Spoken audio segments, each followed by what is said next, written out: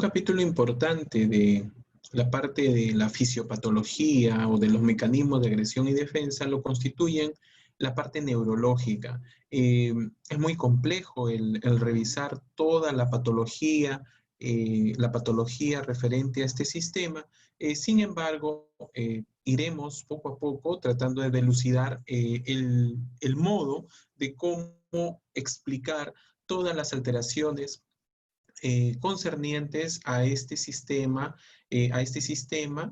y sus diversas variaciones cuando hay alguna alteración del mismo. Entonces, lo primero que vamos a mencionar son algunas características cerebrales del sistema neurológico, mencionando en un primer lugar que el cerebro consume aproximadamente el 20% del total del organismo. Entonces, nosotros consideramos un alto porcentaje, un 20% del total de oxígeno, ¿no? A pesar de su relativo pequeño tamaño, podemos decir el gran consumo que hay de oxígeno. Y esto por cuanto se dan una gran cantidad de sinapsis y un gran metabolismo a nivel cerebral. ¿Quiénes consumen más oxígeno en el sistema nervioso, en el cerebro? Los ganglios basales, el tálamo y los colículos superiores. No se olviden que el tálamo viene a ser una estación prácticamente obligada de todas las reacciones neurológicas del cuerpo. La glucosa es nuestro principal metabolismo y nuestra principal gasolina que tenemos en nuestro cuerpo. Ya saben que los transportadores de glucosa van a ser los GLUT1 a nivel central.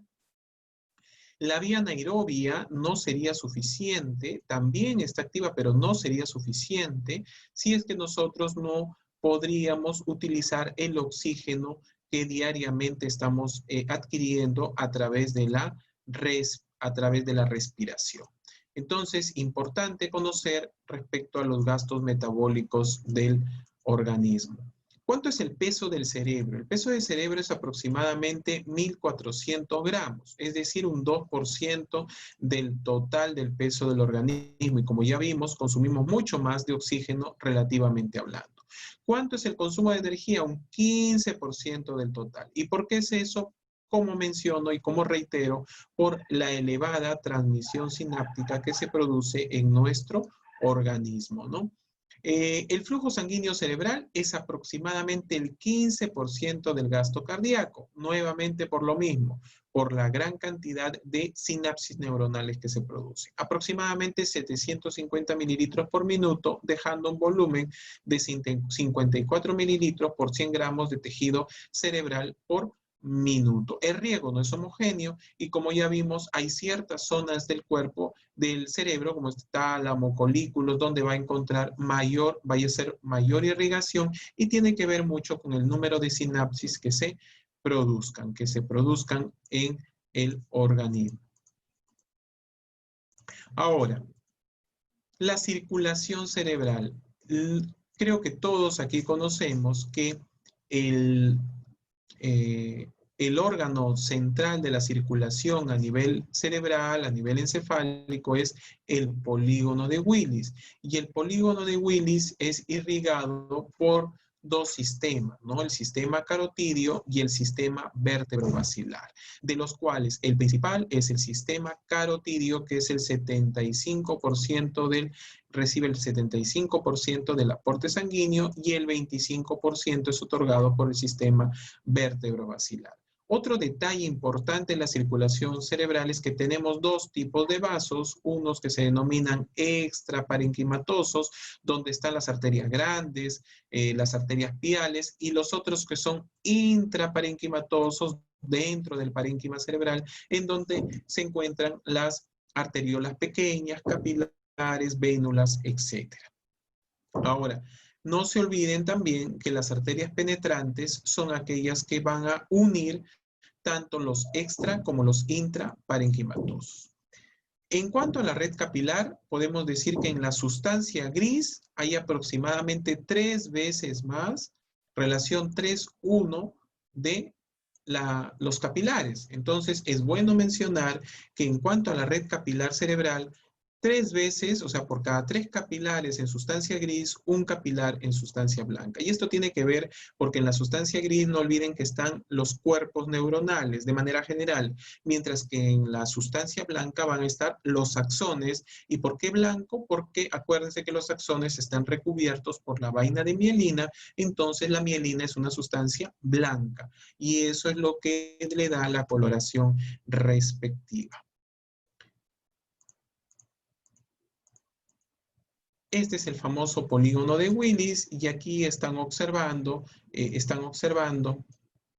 la característica, ¿no? Con sus arterias comunicantes, el sistema vértebro-basilar y el sistema carótido, ¿no? El sistema carótido, las comunicantes anteriores, las comunicantes posteriores, ¿no? Muy bien, entonces eso respecto a el polígono de Willis, hay que revisarlo seguro nuevamente con mayor detalle cada uno de ustedes. Es parte fisiológica y anatómica básica. En cuanto a la regulación del flujo sanguíneo cerebral, ¿de qué depende el flujo sanguíneo del cerebro? De 2 variables, de la presión de perfusión cerebral sobre la resistencia vascular cerebral. Ahora, ¿de qué depende la presión de perfusión cerebral? Depende de la presión arterial media menos la presión venosa intracraneal. Es decir, si aumenta, ¿no es cierto?, aumenta este valor, no hay ningún problema y lo que va a pasar es que va a aumentar el flujo, ¿cierto?, el flujo sanguíneo cerebral. Hasta cierto punto eso está bien. Pero ¿qué pasará si es que aumenta la presión intracraneal? Sucede todo lo contrario, disminuye el flujo sanguíneo cerebral. Ahora, ¿es bueno que suba el valor de la presión arterial media? Sí, pero hasta cierto punto, porque si no, lo que trae consigo más bien es una hipertensión, ¿no? Evidentemente, en este proceso de la irrigación cerebral. Miren ustedes, importante tomar en cuenta este detalle. Desde los 60, ¿no? Desde los 60 hasta los 160 milímetros de mercurio, ¿no? Nosotros tenemos, miren aquí está, desde los 60 hasta los 160 milímetros de mercurio de presión arterial media, nosotros en todo este rango regulamos bien el flujo sanguíneo cerebral. ¿Cuándo se nos va a afectar el flujo sanguíneo cerebral? Cuando la presión arterial media disminuya de 60 o sea por encima de 160, allí el flujo sanguíneo cerebral se va a encontrar alterado. Mientras eso se va a autorregular cuando la presión arterial media esté entre 60 y 160 milímetros de mercurio. Esta es la relación entre la presión intracraneal y el flujo sanguíneo cerebral. Tiene que ver mucho con lo que estábamos mencionando. Evidentemente, si aumenta la presión intracraneal, no va a permitir una adecuada perfusión ni flujo sanguíneo cerebral. Así que debe estar regulado y siempre en relación con la presión arterial media. La resistencia vascular cerebral sin duda es otro factor determinante, como ya hemos mencionado, y aquí lo que se está agregando es la viscosidad de la sangre. No nos olvidemos que eso ya lo hemos visto en la ley de Puchol, y en lo cual nosotros nos referimos mucho a la viscosidad de la sangre, el metabolismo cerebral, en donde la glucosa va a ser el principal elemento a tomar en cuenta, y los mediadores de la vasodilatación cerebral. Aquí tenemos al CO2, a los hidrogeniones, el ácido láctico, la adenosina, el óxido nitroso, activadores de canales de potasio, ¿no? Y también intervienen astrocitos. Todos ellos van a permitir que haya una regulación del flujo sanguíneo cerebral. Entonces, si tomamos en cuenta quién es el que juega un rol importante aquí, pues sin duda los astrocitos, por cuanto ellos van a regular o van a permitir el transporte de sustancias entre uno y otro lugar.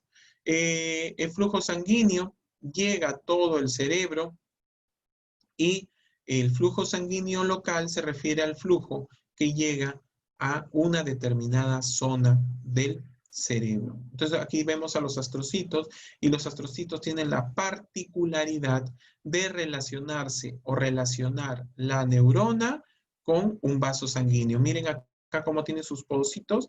Entonces estos pedículos van a permitir que se una la neurona con, o interactúe una neurona con el vaso sanguíneo respectivo. Y eso permite, lógicamente, el metabolismo neuronal y la sinapsis, metabolismo neuronal y sinapsis. No nos olvidemos que el astrocito, el número de astrocitos será mayor, el número de astrocitos es mayor en el cerebro, incluso que el número de neuronas, y tienen que ver mucho con la regulación de la homeostasis neuronal. Esto permite de que no se dé un desequilibrio entre polarización y despolarización neuronal, permitiendo el desarrollo de 160.000 sinapsis a la vez. Entonces, un astrocito es muy importante desde el punto de vista funcional porque permite el desarrollo continuo de sinapsis neuronales, ¿no? Entonces, eso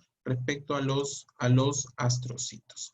Son algunas características generales del sistema neurológico antes de revisar ya lo que son las patologías neurológicas propiamente dichas. Les agradezco por su atención.